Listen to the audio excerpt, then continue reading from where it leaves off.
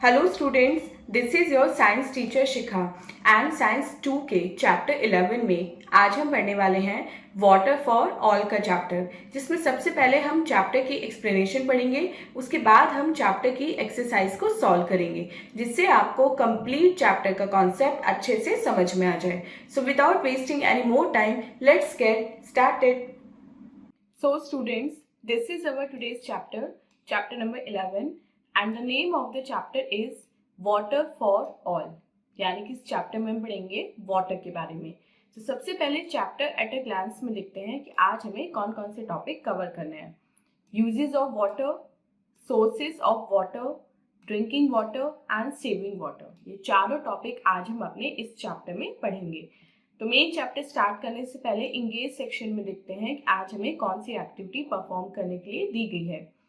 About 70% of the earth is covered with water. हमारी अर्थ का लगभग 71% पार्ट पानी से ढका हुआ है, पानी से घिरा हुआ है। This water can occur in many different forms. और ये जो वाटर है ये बहुत सारे डिफरेंट फॉर्म में है, सॉलिड स्टेट में भी है, लिक्विड स्टेट में भी है एंड गैसेस स्टेट में भी है। Check of the correct name for each type of earth water. अब यहाँ पे आपको 4 पिक्चर्स गिवन है और पिक्चर्स के लिए 3 ऑप्शन है। आपको उस पिक्चर के लिए करेक्ट ऑप्शन को टिक करना है। चलिए student, main chapter reading start करते हैं। हमारी अर्थ का आधे से ज्यादा जो पार्ट है वो पानी से घिरा हुआ है और जो बाकी पार्ट है वो लैंड है जिसपे हम रहते हैं। अब जितने भी लिविंग थिंग्स हैं उनको जिंदा रहने के लिए, उनको अपने सर्वाइवल के लिए वाटर की नीड होती है। और हमें वाटर की नीड क्यों होती है? हमें ड्रिंकिंग के लिए, कुकिंग के लिए, वॉशिंग, बाथिंग, क्लीनिंग एक्सेट्रा, इन सब के लिए वाटर की नीड होती है। और प्लांट्स को भी वाटर चाहिए होता है जिससे वो अपना फूड प्रिपेयर कर सके। एनिमल्स को वाटर क्यों चाहिए होता है? एनिमल्स को वाटर चाहिए होता है ड्रिंकिंग एंड बाथिंग के लिए। तो आज का फर्स्ट टॉपिक पढ़ते हैं, यूजेस ऑफ वाटर।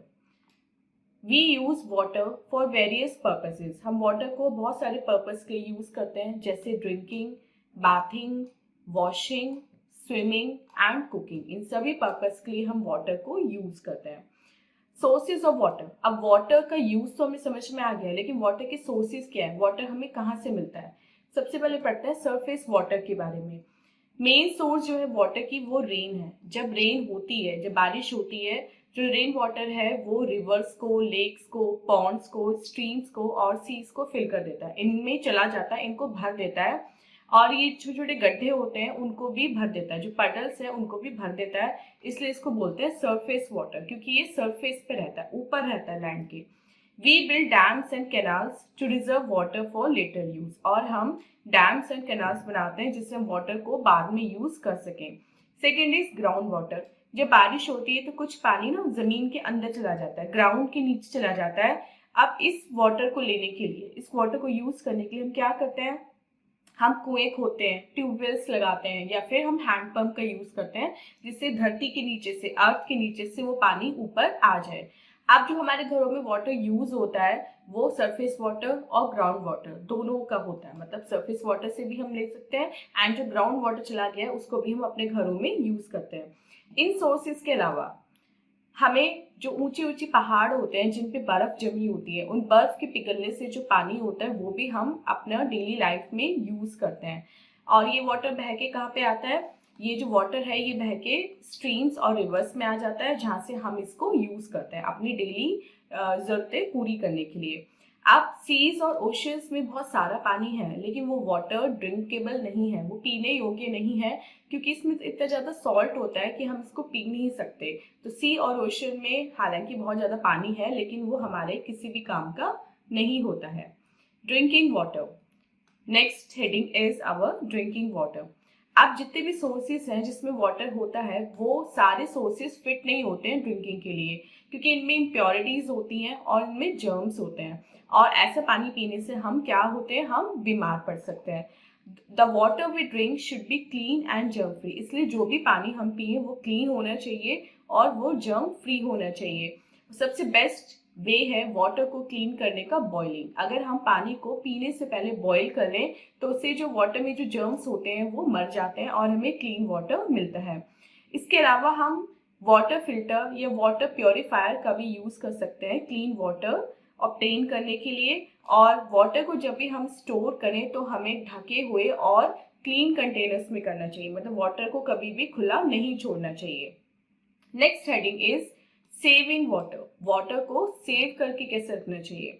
अब तक इतना तुम समझ गए स्टूडेंट कि वाटर हमारी लाइफ के लिए बहुत ज़्यादा प्रीशियस होता है, इसलिए हमें इसे वेस्ट नहीं करना चाहिए। जब भी बारिश हो हमें जो रेन वाटर है उसको बकेट्स में, ड्रम्स में या टैंक में स्टोर कर लेना चाहिए, और इस रेन वाटर को हम बाद में नीड पड़ने पर क्लोथ्स को वॉश करने में या बर्तनों को धोने में या फिर प्लांट्स को वाटर करने में यूज कर सकते हैं।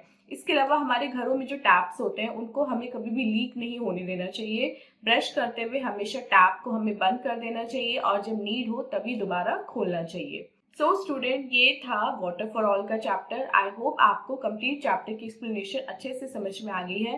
एंड अब चलते हैं अपने एक्सरसाइज टाइम की तरफ और देखते हैं एक्सरसाइज टाइम में आज हमें कौन कौन से क्वेश्चन सॉल्व करने के लिए मिले हैं। First is tick the correct option. इसमें आपको करेक्ट ऑप्शन को टिक करना है। First question, rivers, lakes, ponds and seas are sources of surface water. Second, wells, tube wells and hand pumps are sources of groundwater. Third, dams and canals are used to reserve water. B देखते हैं, fill in the blanks with words from the help box. अब ये आपका help box है, ये जो words हैं आपको नीचे blanks में fill करने हैं। First, all things need water to live, all living things.